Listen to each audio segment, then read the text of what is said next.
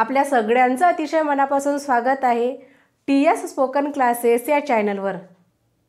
आधीच्या व्हिडिओमध्ये आपण थर्ड पर्सन सिंग्युलर ही आणि शी ह्यांचे सेंटेन्स फॉर्मेशन बघितले।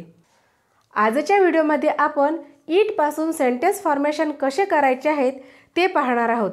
चला तर व्हिडिओला सुरुवात करूया। आणि हो, चॅनलवर नवीन असाल तर व्हिडिओला लाईक करायला आणि चॅनलला सबस्क्राइब करायला विसरू नका। इट हा थर्ड पर्सन सिंग्युलर वर्ड आपण निर्जीव वस्तूसाठी यूज करतो। For example, it is a door, तो दरवाजा आहे। इट इज अ विंडो, ती खिडकी आहे। It is a white board, तो व्हाईट बोर्ड आहे। It is a pen, it is a marker, it is a chair. प्रकारे इट इज पासून आपल्याला भरपूर सेंटेन्सेस करायचे आहेत आणि भरपूर प्रमाणात प्रॅक्टिस करायची आहे।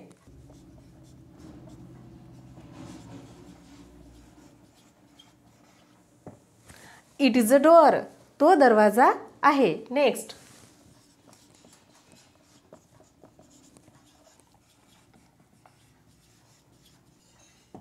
इट इज अ विंडो, ती खिडकी आहे। पुढचं वाक्य पाहूया।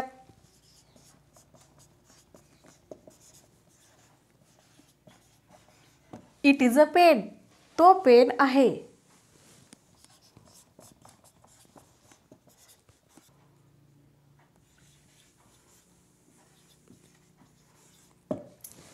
इट इज माय बॅग, ती माझी बॅग आहे। It is my hair belt, तो माझा हेअर बेल्ट आहे।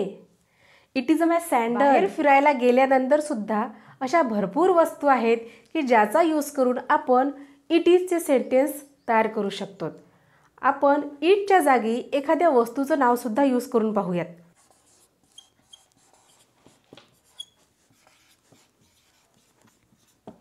Door is black, door is black, दरवाजा काळा आहे।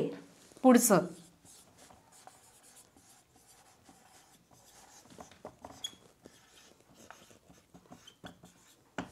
Board is white, board is white, pen is red,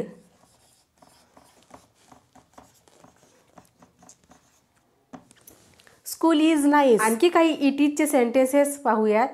room is small, poster is big, tree is small. अशा प्रकारे आपल्याला it इजच्या सेंटेन्सेसची practice करायची आहे। धन्यवाद।